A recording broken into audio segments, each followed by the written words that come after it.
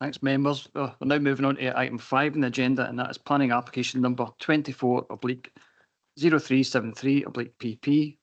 It's installation of replacement door and resurfacing of driveway at 25 Main Street, Sorn, East Ayrshire by James McMahon. I'm going to hand over to Barry to take us through the presentation. Thanks, Chair. This should be a fairly straightforward one, hopefully. This is an application from a member of the Planning Authority, hence why it's going to Planning Committee this morning. And it is an application for the installation of replacement door and resurfacing of a driveway. So I'll just quickly share my screen with you, if you bear with me.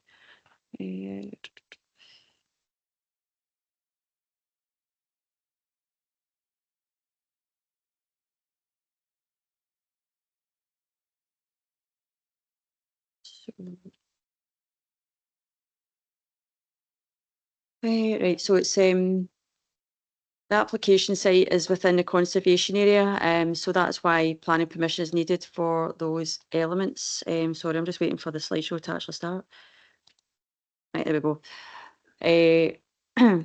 You'll see from the report that the application originally included for the replacement of windows, but it's since been established that that's actually permitted development now. The regulations changed last year in respect of the change of windows in a conservation area. So they don't require planning permission. So just to note that that's now not part of the application. It is just the door and the driveway. So the application site is Main Street in Sorn. You'll see it there outlined. And why is it not going on to the next slide? I don't know.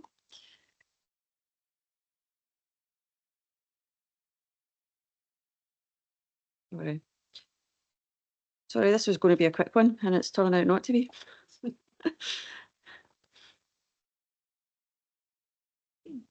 Yeah, it's not good. Sorry, maybe I've done something wrong here. Start from current slide. What's going on? I'm sorry about this.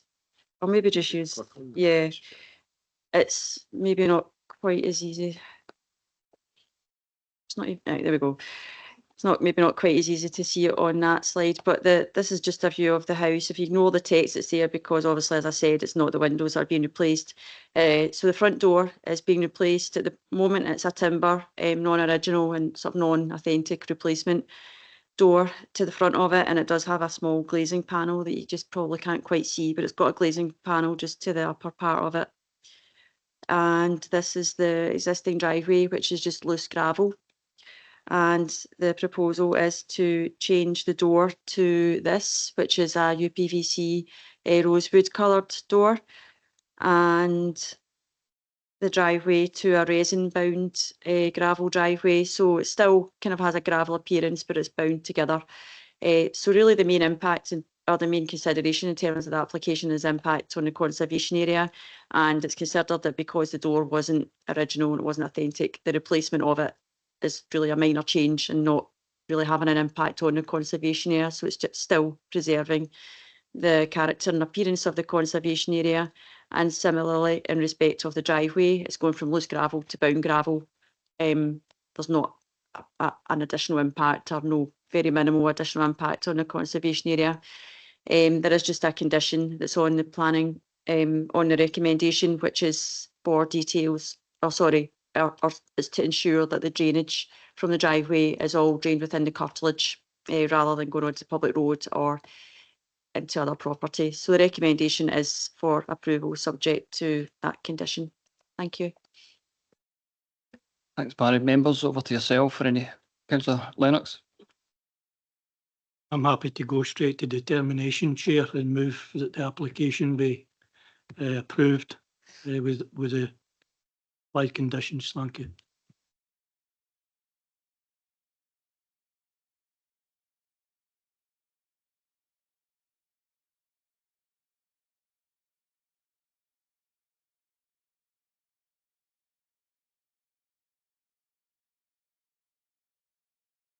For the purposes of the minute, the application has been approved subject to the conditions listed in the report. Thanks, Aileen. Members, we're going to move on to item 6 in the agenda, and that is planning application number 24/0512/PP. That's application under section 42 for the variation of condition 24, that's affordable housing. Planning consent 19/0564/PP. Mixed use development at land at Balmoral Road, Hill Street, Witch Road, Kilmarnock, by the Halo Kilmarnock Limited. Fiona, I think it's yourself again. It's going to take us through that. Thank you, Chair. The purpose of today report today is to present for determination an application under section 42 for planning permission principle. Is the Johnny Walker factory site, as Chair has advised, which is now part of the Halo regeneration development. The application site is located to the northwest of Kilmarnock Town Centre and to the north of the Ayrshire College campus, and is vacant land since the factory was demolished. Part of the site is occupied by the Halo regeneration building complex, but the rest of the site is vacant, awaiting redevelopment. The Halo site is thereafter split into 2 distinct areas divided by Balmoral Road. The application before you seeks to modify condition 24 from the previous planning permission in principle to update its wording to reflect the East Ayrshire Local Development Plan 2 as adopted last year, and this is laid out within the report at paragraph 7. The application site is located within a designated development opportunity site within the East Ayrshire Local Development Plan 2, and the planning history for the site is particularly relevant in your report starting at paragraph 9, which outlines the original planning permission in principle for a fairly wide-scale mixed-use development, and the completion of which has led to the completion of Kilmarnock College and the Halo building. I'm going to see how I get on with the slides and see if this works for me, but hopefully I'll show you some slides. Okay, seem to be going okay so far.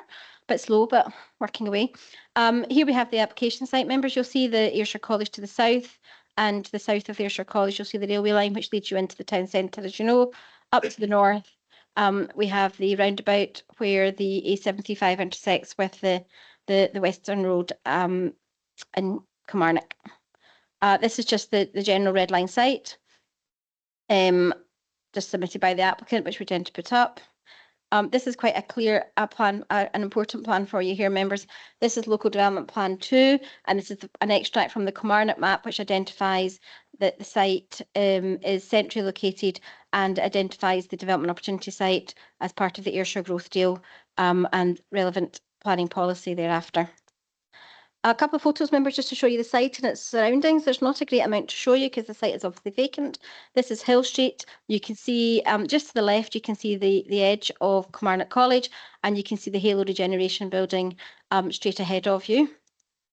Just a bit of a closer shot taking you and showing you the junction, which is the principal access into the site as it stands at the present time. This is just along that road. The college is on your left, members, with the car parking area. Halo is on your right. And this is just a view across the site, members, from that aspect of the internal access road there, which just shows you the fact that factories have been demolished and the site is vacant. This is just showing you this across the site, members, towards the industrial at back, and that aspect is taken from Balmoral Road. So that's that. Back to the report. We've not had any consultations and we've not done any public representations on the proposal. The nature of the application as a section 42 means that if the application is approved, it will create a new planning permission in principle. That would be in accordance with the development plan zoning of the site. And as part of our evaluation of the application, we've looked at the affordable housing condition itself, but also the key areas of change that have come into force with the adoption of LDP2. As such, the key considerations for the application are the principle of development, vacant and derelict land, developer contributions, affordable housing, and other matters such as placemaking, design, climate change, and biodiversity. As I've said to you, the site is designated as a development opportunity site, with the principle of the proposed development being supported and encouraged by LDP2. Proposal seeks to vary condition 24 of the previous planning permission in principle to meet with current development plan requirements. Since that, there's obviously been the various changes to the development plan, including the supplementary guidance. Other matters, such as those detailed within the report, have given greater significance in determination of the application, and subject to further details with any approval of matters approved, specified in conditions, depending on your decision today, such as biodiversity, climate, placemaking and design. Additional recommended conditions are also proposed to you today. The site is vacant on the Council's vacant and derelict land register, and given the identified need within the Kilmarnock and Loudon sub-market housing area, any detailed proposal would require to provide the requisite affordable housing and the proposed provision and detail how and where that is provided, and that would be dealt with in a later application process.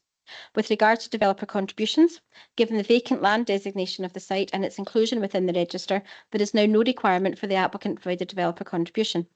It is appropriate to carry forward the remaining conditions that were placed on the original application in principle as updated in 2019, and we have undertaken some minor alterations or additions to ensure that current requirements of the the development plan are referred to. This will ensure the applicant addresses other outstanding new requirements as detailed matters, and we therefore recommend the application for approval subject to the conditions within your report. And back to yourself, Chair. Fiona, members, I'm going to hand it over to yourself for any questions.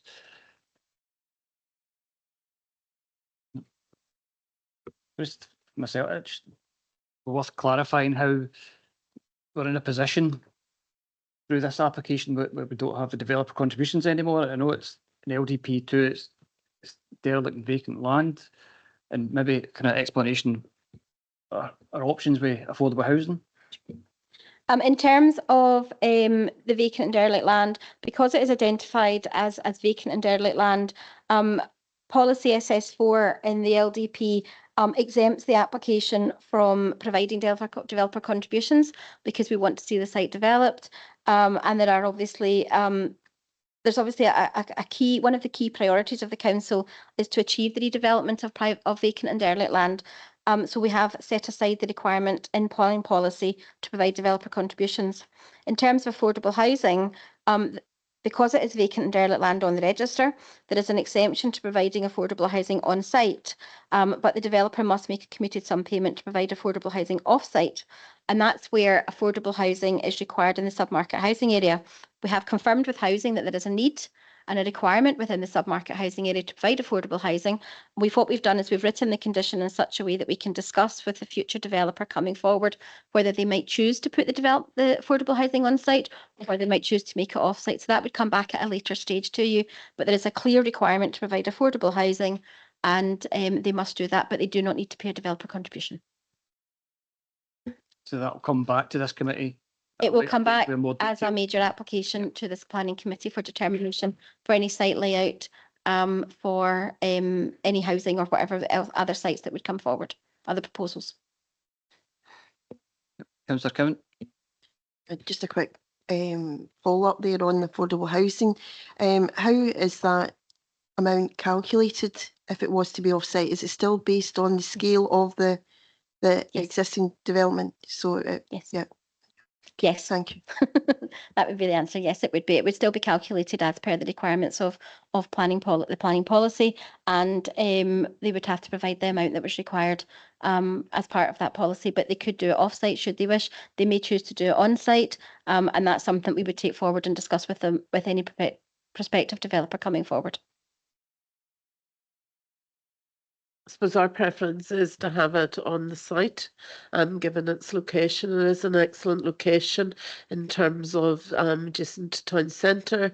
You've got good public transport, sort of links there with the train and the bus station. So we have been having discussions in terms of the detailed application about getting sort of affordable housing on site. You know, our preference would be for the council to provide some housing on that site, but that's subject to obviously the financial situation.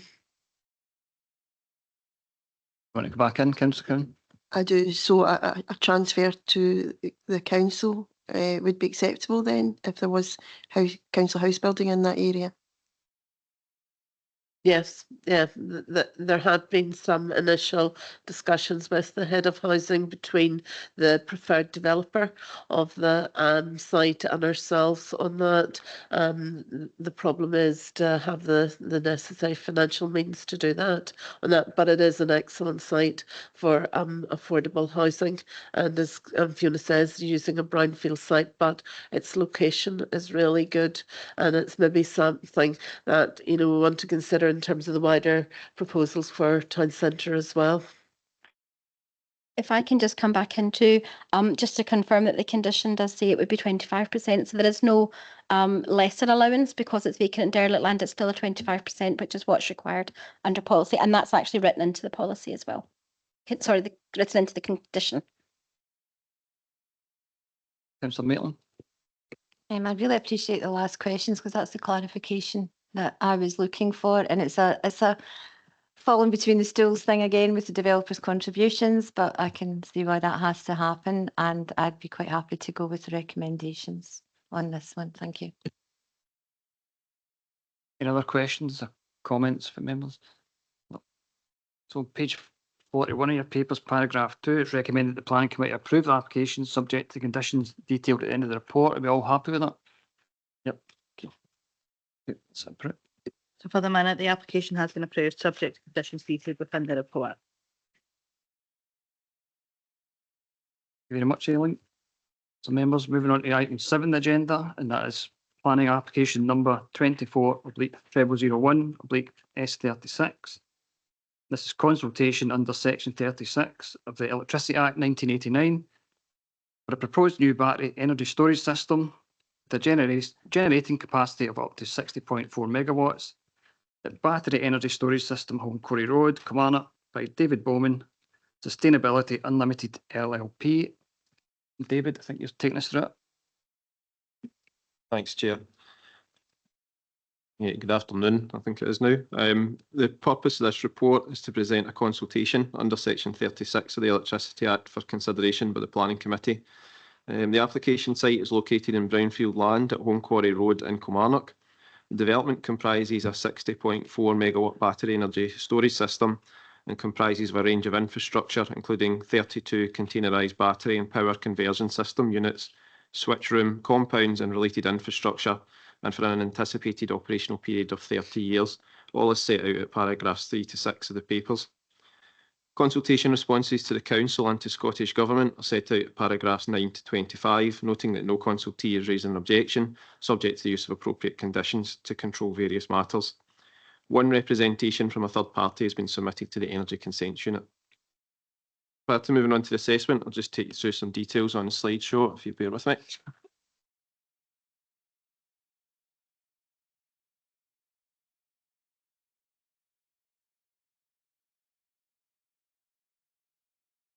Okay, so this is the site location outlined in red, with additional land outlined in blue.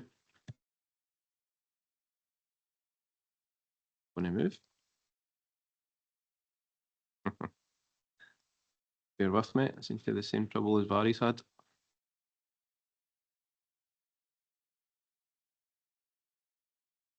Cool. The application site, this is a satellite view, probably a number of years old now, but it gives you a general idea of the previous development on the site. There's some previously there's some buildings to the east of the site that have also been demolished. So there's buildings that you can see there just to the side are also now gone. This is a largely flat and cleared site. This is the proposed layout plan showing the batteries and conversion units across the central part of the site, with compounds to the northern part and a fairly open and clear area remaining at the southern part. The brown areas are the access tracks that will be formed in the site to reach all the different parts of the development. So moving on to the elevations now. Elevation B, which is the second one down there, is the one fronting onto Home Quarry Road. Elevation A is towards the back of the site, and elevation C and D are the side elevations. So you'll see there fencing around the site, various batteries and infrastructure. These are generally a bit higher, and they are located on stilts to take account of the potential flooding on the site and to get round about that. So rather than just being onto concrete plinths, they are sitting a bit higher than other battery sites. This one is just showing the planting that's been proposed. I'll show you a further plan in a wee second, but essentially behind the the fencing, there'll be an area of planting that over time will establish and help to provide a more green appearance to the site. We're also looking for a better frontage to the site onto Home Quarry Road, which is part of the conditions we've listed as requiring a bit of improvement, just given the long-term nature of the site and that kind of public-facing part of it. So this is the landscaping plan. You'll see just in the bottom left there, the dark green area is an area of existing vegetation that's kind of naturally crept onto the site. The applicant proposes to add a bit more to that to make it a slightly larger area. And then right round about the site boundaries, you'll see a kind of a hatched area, and that's the proposed planting that will be located. So that's various screen planting that will help to form a more green appearance behind the fencing, but there'll also be trees incorporated into that as well. And obviously over time that will establish and become a slightly more natural appearance to the edges of the site. Just take you through some photos, and this one is a montage that was submitted by the applicant. It's probably a bit of a partial montage. I think you'll see just behind that kind of sign that's sitting, you'll see the batteries located there. There is other infrastructure and things that are probably not shown and not updated the edge of the site. So it's just a general indication of the kind of scale of the battery element of it. So it's just got a handful of photos to take you through. It's some general street views looking towards the site, directly towards the site. And you see that the river's obviously in the background, which is where the vegetation is. And looking up the street from the side of the petrol station. And finally, just some pictures from on the site. So this is the corner of the site looking in. You'll notice it's obviously been previously developed, it's largely flat site. And mainly hard standings.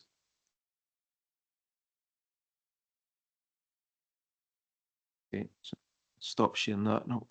Just complete my presentation for you.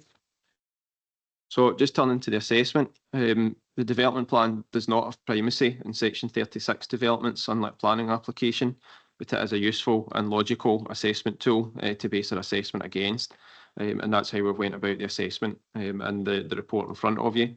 The key matters of interest are set out from paragraphs 32 to 90, noting in particular that there's strong in principle support for such development from national and local policies in respect of renewable energy generation, positive effects on carbon emissions over the lifetime of the development, and also the redevelopment of brownfield land. The development overcomes flooding restrictions on the site due to it being classed as essential infrastructure under policy and through its design and operation. Visually, the development is generally compatible with the surrounding area, noting the mix of uses, including large-scale retail, yards, industrial development and electricity infrastructure in the surrounding area. Some further improvements to site frontage boundary features are sought by planning condition. Biodiversity value is currently very low due to the brownfield nature of most of the site, other than adjacent to the river. However, biodiversity enhancements are proposed through further planting adjacent to the river and within the site along the boundaries. Some invasive species are present, and these will be addressed as part of the site redevelopment. No significant effects are expected in relation to residential amenity, with the nearest properties some 140 metres distant, and no unacceptable noise or visual impact will occur on those properties. Fire risk is not a specific policy consideration, and there is no indication that the technology or location of the development is of particular concern, noting that the applicant has accounted for this matter through management plans and their design approach, in line with their duties under other legislation. No significant traffic and transport related matters are predicted, subject to planning conditions. As noted within the conclusions at paragraphs 91 to 97, subject to the imposition of planning conditions in a legal agreement, the development is considered to be compliant with the development plan, and other material considerations are generally supportive of the development. Legal and financial risk implications are set out at paragraph 98 to 103, noting that the applicant may be expected to enter into a legal agreement with the council to secure a planning monitoring officer and a financial guarantee. The applicant has agreed to this in principle. It is noted that should the council raise an objection to the development, this would likely trigger a public local inquiry, and participation in such a process would be necessary. Finally, recommended conditions are set out on pages 84 to 101. Thank you. Thanks, David. I think this committee has dealt with a few battery energy storage sites, but I think this is the first one that's kind of ventured into kind of urban setting. Now, I appreciate that the risk of fire isn't a material consideration. However, with Cowannon fire just happening recently, it's fresh in our mind and how volatile these lithium-ion battery fires can be. I appreciate you've had informal discussions with the Fire and Rescue Service, and they kind of highlighted the fact that any firewater runoff is highly toxic. And I'm thinking of how far away we are from the river. It's right next to it. And I appreciate the applicant is going to put some sort of mitigation in by some sort of diverted storage tank.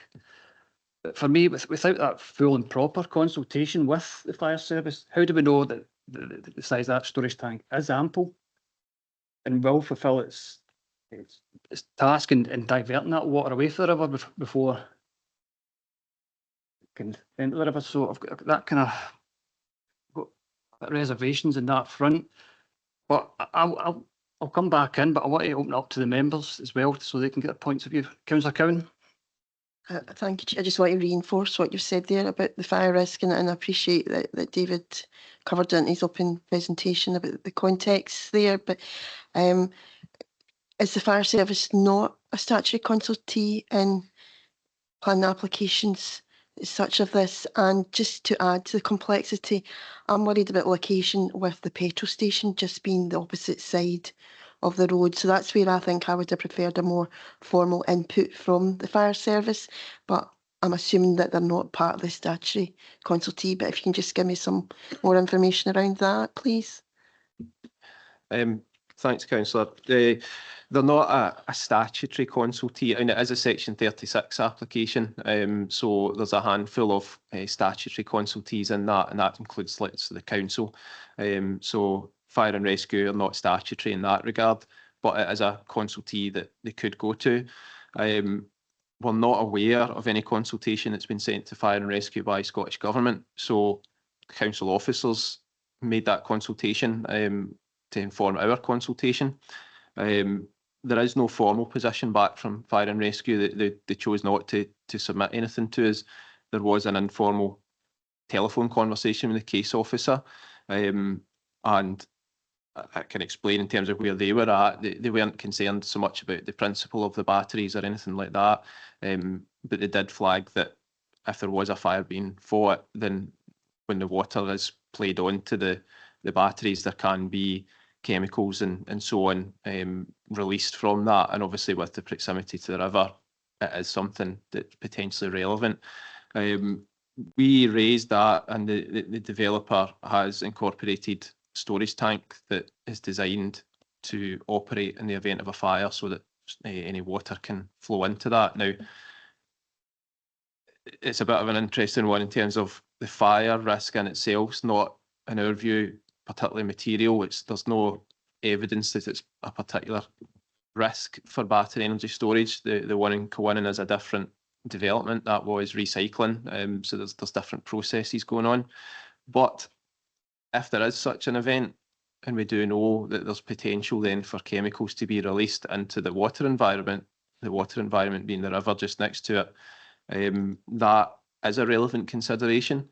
What I would point out, and this will bring in just partly as well about the petrol station, some of the consultees that have come back, SEPA have the water environments their kind of key interest. They've raised no objections to the development. Health and Safety Executive haven't raised any concerns either. It is normal to have electricity type infrastructure in the settlement. We've got the Spen compound just across the road from the petrol station, so I don't think they're incompatible, and the consultees haven't raised anything. So I think probably the kind of points made by the chair and yourself, they are relevant. We've taken it as far as we think we can as officers to at least try and get Fire and Rescue's input. The applicant has taken steps to try and address fire risk. Whether they are wholly sufficient or not, we're not the experts. We don't have a definite answer for you because Fire and Rescue haven't given any formal consultation either to us or to Scottish Government. So hopefully that explains where we've been at with it and the kind of points that we've managed to achieve. We think that the applicant has taken reasonable steps and there's no strong evidence that there's a particular problem here. But I fully appreciate that those concerns are relevant. So I'm happy to have any further clarification on that if I can. I'm just going to bring Craig in. Thank you, Chair. I would fully sort of reiterate the comments that have been made by David there in terms of what is before members and the considerations. However, I am conscious, members, we're not the determining body. We don't make the decision in this application. It's Scottish Ministers. Our role today is just to provide what will be effectively a consultation response. So we are like other consultees in a normal planning application.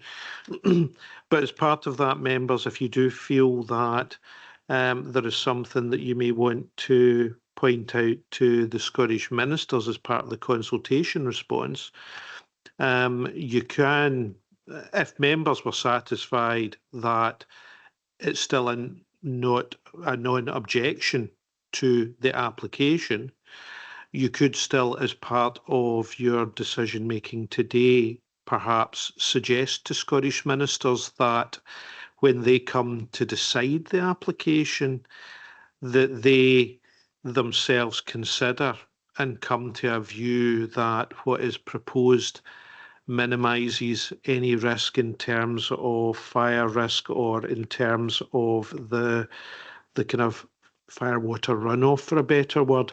But you could put in your non-objection response that you wish them to consider and take that into account when they come to make their decision. That way, it's effectively then putting it squarely at Scottish Minister's door that they have to bear that in mind. Just in case, obviously, something were to happen at a later date, but it may address some of your concerns where you're clearly saying to them they need to be satisfied with what is before them, and that we could provide a form of wording that could be an additional form of wording to the non-objection recommendation, but it would clearly then be before the Scottish Ministers, if that also helps members. Thanks, Craig. Before I go to Councillor Maitland, I think CM that sat in the Police Fire and Rescue Committee, we've discussed these lithium-ion batteries fires before, and the area commander is telling us just how an extensive operation it is, and the fact that these batteries can self-combust and they need to continue. I'm just wanting reassurance from the ministers that they look at, and the tank is a suitable size and can contain that amount of that volume of firefighting runoff water. So that's where I'm coming from. But I'm going to bring in Councillor Maitland. Thank you, Chair. Craig, you answered what I was actually going to ask. Can we give a further, more robust response as a consultee about how strongly we feel about this runoff? This is new technology, and we've sat on committees for putting them in rural areas, and this is happening all over Scotland. There's a poor town, as we know, down near Dumfries that's just about surrounded by them. Now, we're talking about the fires in Kilwinning. I appreciate that's a different technology, but we were told that wouldn't happen again, and it's happened twice. So I have real concerns about seepage, fire, runoff, the fact it's right by the river. I think it's quite funny as well, the fire station's on the other side of that river, so they could get to it fast enough if there is a fire. But I think we have to be extremely robust and put forward our concerns. This is still new technology, and we're taking it right into the heart of our town, where we were told we couldn't develop. SEPA put a flooding plain there and said you can't do anything here. They've made it practically undevelopable. Well, so I appreciate that they'll have to do all the mitigating factors, whether that's raising sites or whatever, but I'm very uncomfortable with this whole proposal. I appreciate it goes with Scottish Government's concerns and about decarbonisation, etc. But I'm very concerned, and I'd like a very, very robust response. And I'm sure some of my colleagues feel the same way. Thank you. Thanks, Councillor Maitland. I'm going to bring Councillor Lennox in, it with Councillor McGee, and then Saxter. Thanks again, Chair. Appreciate we're only consultees in this, and I think it's important that we provide robust feedback back to ministers. One of the elements that would concern me in terms of experience from the previous BES that have been implemented in this authority is the disruption associated with the infrastructure that's required in terms of cabling to feed in and out the power source onto the grid. It was bad enough, the disruption in the rural areas in terms of whole lengths of road being shut and the side of the road being dug up to get the cable infrastructure in. I would imagine if it's bad enough there in a rural setting that it's going to be compounded in the proposed location here in terms of being in the middle of the town. So I think as part of this consultation, we need to ensure that these messages based on our experience are getting back to ministers. I'm not sure how that would be worded in this instance, but it needs to be taken into consideration, I think. Thanks, Chair. Thanks, Councillor Lennox. So, Councillor McGee. Just to say, Chair, that I agree with the sentiments that's been expressed, and we talked about it earlier in the pre-agenda meeting. And I think we've got to, I think obviously Coinning Fire is a recycling plant compared to this as a battery storage. But if something goes wrong, folk don't see that distinction. So we need to make sure that while we're no objecting to it, because it's one of the things that we can put in this brownfield site, we need to make sure that our response is robust to make the Scottish ministers aware that there's maybe a wee bit of more work that they need to do to satisfy themselves that about the water runoff fire. But I think Councillor Lennox makes a good point about the disruption during construction. Thanks. That's Councillor McGee. Okay. Councillor Saxton. Yeah, thank you, Chair. I'm with everybody on this. I feel the same as Councillor Maitland. I feel very strongly that we need to give a robust response to this. And I totally agree with you around SEPA as well. You know, they've classed that as, you know, a floodplain or whatever. Now, you know, let's build a battery plant. Yeah, absolutely. I'm totally behind what everybody's saying and yourself, Chair. I totally agree that we need to give a robust response to Scottish Government. Thank you. That's Councillor Saxton. I've got Councillor Cowan, and then can I bring in a summary? Thank you, Chair. It's just to repeat some comments that have been said. I obviously understand our role as a committee in this process, so I'm not at a position of doing any objection. And I do appreciate our own officers' diligence here in having those informal conversations with the fire service. This isn't business as usual as far as I'm concerned. This is this type of site in an urban location, so I think there needs to be another level of scrutiny and some expertise from the likes of the fire and emergency services. So I don't know how that gets fed back to the Scottish Government, or even if the Chief Planning Officer in her role can maybe raise it in the dialogue with them. I don't think we're not going to get the answer here today, but I just think this is a good opportunity to start that dialogue and wider national debate about these types of developments. I would like to come in and make a comment about landscaping, but I don't know if colleagues are still on the fires side of things at the moment. Yeah, I think it's been a good point to maybe bring in the planning colleagues in to kind of summarise what's been said already. Then we can maybe open it back up. I can do the national part, and David will do the more sort of detailed stuff on the, certainly Councillor Cowan. It is something that has been raised at a very high level on the with the Chief Scottish Government Chief Planner. And again, we're not the only council that's raising these issues.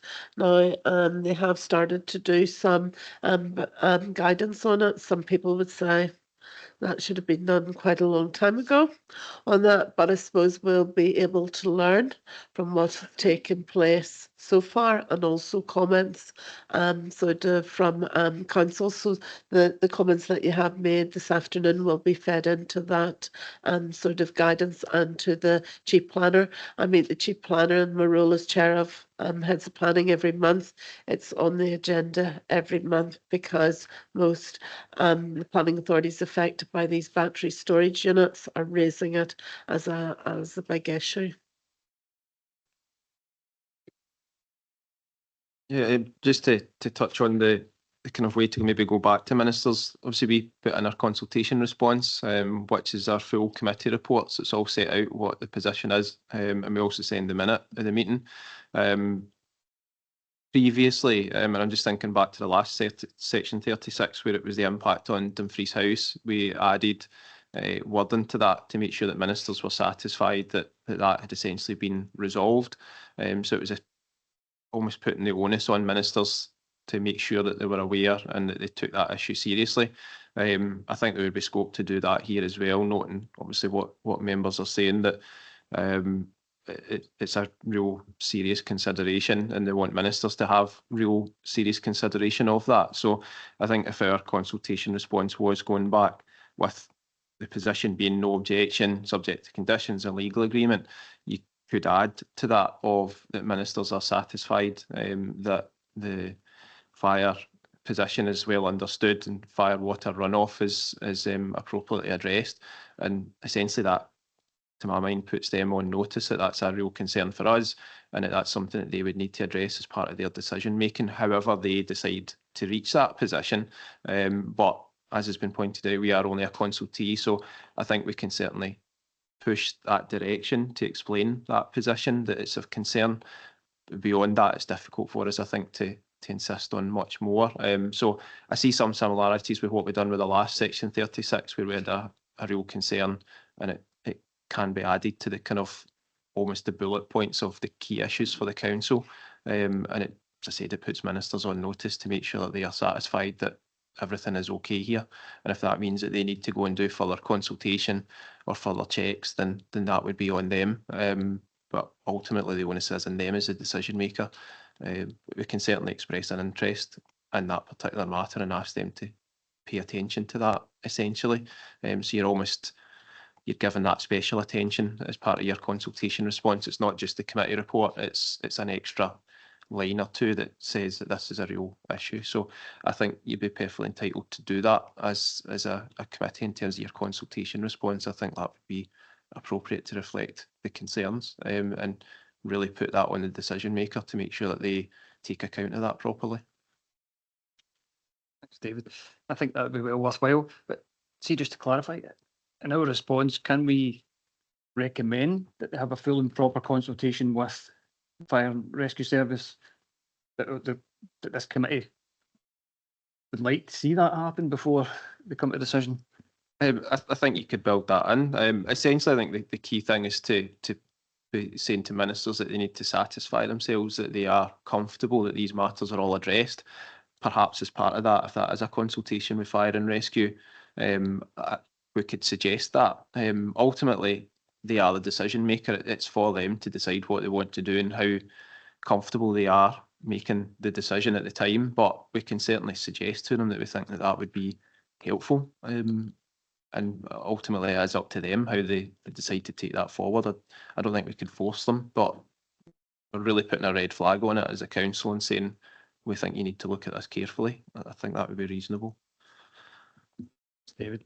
So, of course, the planning colleagues have summarised that. Is there any further points? I've got Councillor McGee. Just to go back to Councillor Lennox's point, I think he made a good point about the disruption during construction. I think we've got we're in kind of communities loved examples, and I think that's maybe something we should be flagging up to them as well. Again, it's not just a matter of just planting some batteries in and driving a wall.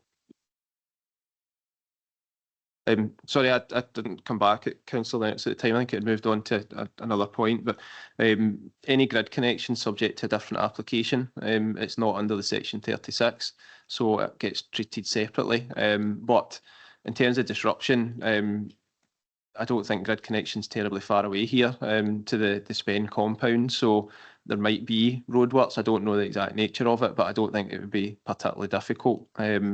This site is reasonably close. It is in the settlement. It is a previously developed site, so there'll be a lot of services and all different things already in there. So I think this one might be a bit different from some of the rural ones where there's a lot more having to be put in and a lot more distance having to go. So as I said, it's a separate application, separate process. I don't know the exact details of what that would be, but I don't anticipate it being as disruptive, anywhere near as disruptive as any of the rural ones. David, Councillor Maitland.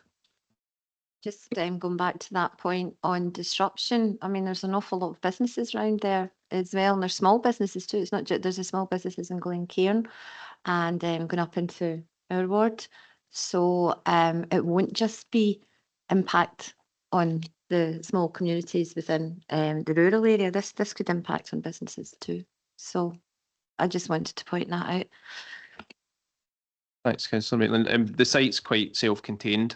It should be able to be developed fully within its own footprint. You also notice in one of the early slides they've got quite a bit of land holding as well. So I wouldn't expect that there should be anything particularly difficult. There's many construction sites in the town, and there's obviously vehicles and a bit of disruption, but this is a big enough site that it should be able to cope with that. We'd be looking for all vehicles to be parking within the site boundaries or within their ownership boundary and all of that to minimise it. But we don't necessarily see this as being any particularly different from any other construction site in a settlement. It is a decent sized site and they should be able to do most of it reasonably internally, I would think. Thanks, David. Going to bring in Councillor Mabin. Thank you, Chair. In the case of this site, I'm not too worried about disruption at all as far as heavy vehicles or whatever coming in and out. It's very close to slip roads, straight onto main trunk roads. So it shouldn't be too much disruption to the town or to, I don't think there's any residents near it. So it shouldn't be disrupting householders. In fact, the Home Quarry Road's famous for disruption with council vans and getting up and doing it. The council's got a huge site out there. We've probably disrupted that road more than anybody else. As far as safety and fire safety and things,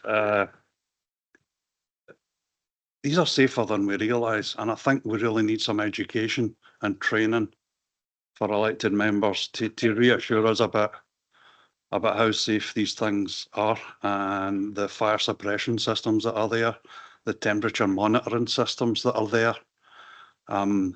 These companies wouldn't get finance for these sites if they were inherently unsafe. They wouldn't get insurance for these sites if they were unsafe. If there's only sign of temperature rises in the battery storage, they shut down automatically when there's an energy rise.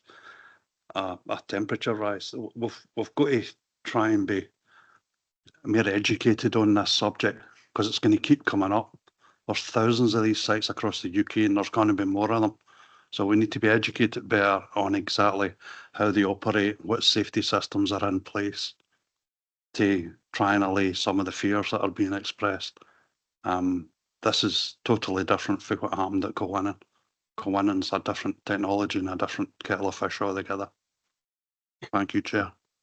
I don't think there's any doubt we recognise that the fact it's a totally different business. But I think what our concerns are, well, certainly mine is, we know they're inherently safe, but in the off chance something does go wrong, we need those mitigating factors in there to prevent an ecological disaster in the local river. So that's where I'm coming from. And it's just to make sure that that's recognised by the ministers. That's my kind of point of view. But anybody else want to come in? Or? No. Councillor Kyle. I agree with Councillor Mabin there. These people that's working and looking after that site, they'll be highly trained. And when you've got a site like that, you can cut off a section and work another section. So they'll be fire trained, they'll be electrically trained, the whole system. And I'm agreeing with him, we're going to have these all over the place. They're going to get more technology every year. There'll be more safety regulations come in. And I don't see a problem with this whatsoever. As long as you've got the right people in there and it's creating jobs. Suppose it's just 5 jobs a shift, that's 15 jobs. Thanks, Councillor Cowell. Thank you. David, you come in. Thanks, Chair. It was really just to reinforce Councillor Maben and Councillor Kyle's points in terms of some of how the site's developed. There is inherent design features and processes within this to minimise risk. So in terms of separation distance between the batteries, in terms of the materials, the monitoring, the systems within the batteries to suppress fire before it really gets a hold. Now, there is always the risk that something obviously does go beyond that, but just to reassure members, and as Councillor Maben pointed out, there is quite substantial safety features within all of these that the developers have to bring forward under various bits of legislation. So it is well thought about by developers when they bring them forward, and there are safety.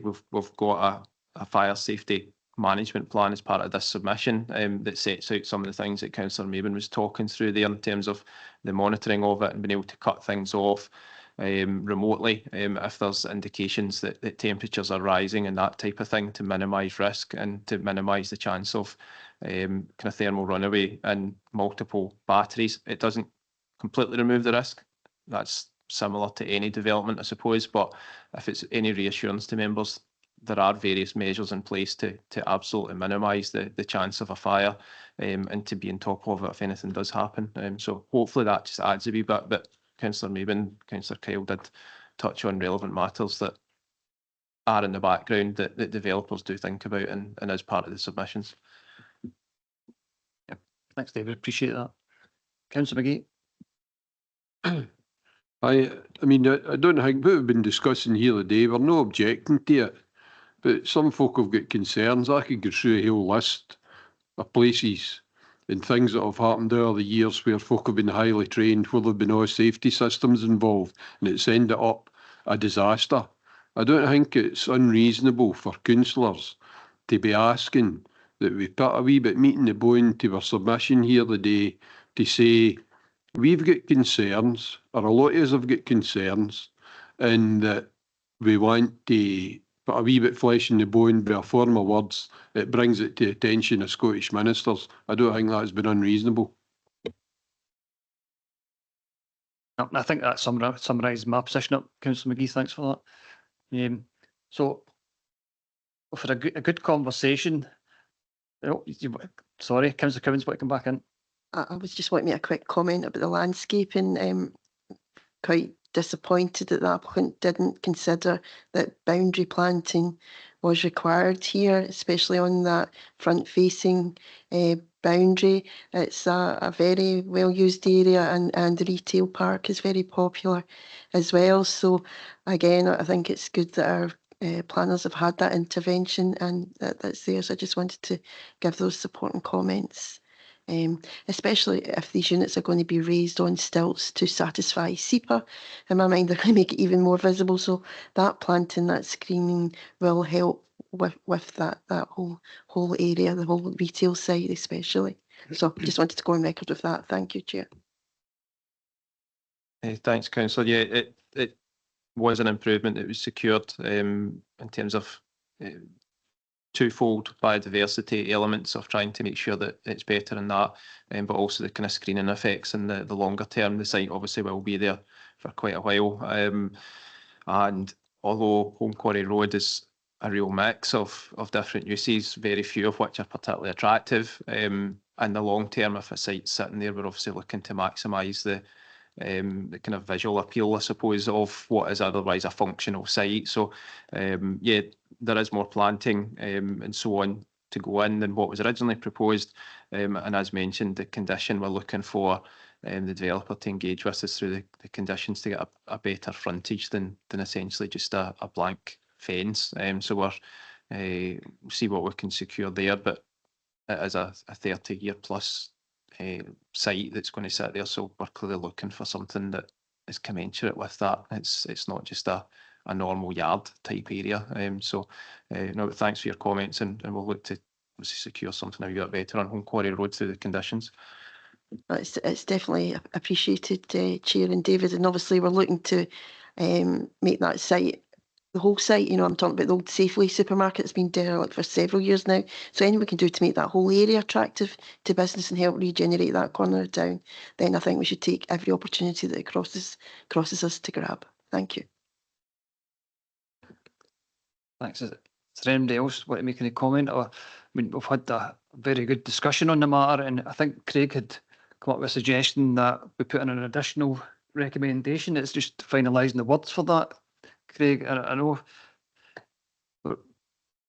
Certainly, I think David and I had a kind of discussion, and I had suggested, you know, almost a third bullet point along the lines that, you know, the Scottish ministers require to, you know, consider or satisfy themselves that, I think I'd said, the fire risk and also the I think it was mentioned in the report, the fire water runoff was appropriate in accordance with our consideration and determination of the application. Obviously, it's whether or not, given as the discussion has also evolved from that, you'd want us to include that they, you know, while recognising it's for them as the decision maker to determine, they may also want to consider whether they want to consult with Scottish Fire and Rescue. It's whether you want that put in, but recognising it's ultimately for them. I think that addition, the recommendation that they consult with Fire and Rescue would be helpful. Well, that's my thoughts anyway. I don't know about the rest of the members. So if I'm reading it right, we're sitting there with no objection, but additional paragraph with the words that Craig just outlined. Would we be happy to agree with that response? Yep. For the purposes of the minute, the committee raised no objections to the proposed development subject to the conclusion of a Section 75 legal agreement between the applicant and the council prior to the issue of the Section 36 consent and deemed planning permission by the Scottish Government, or agreement to the satisfaction of the planning authority of another arrangement to secure a legal obligation to include those matters listed within the financial and legal implications section of the committee report.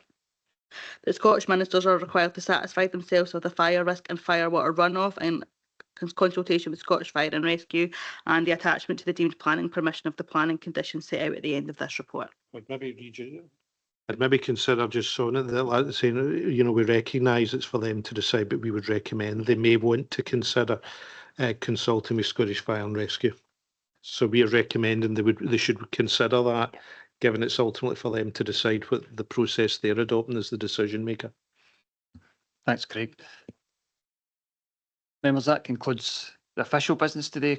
Robert, can you turn off the recording, please?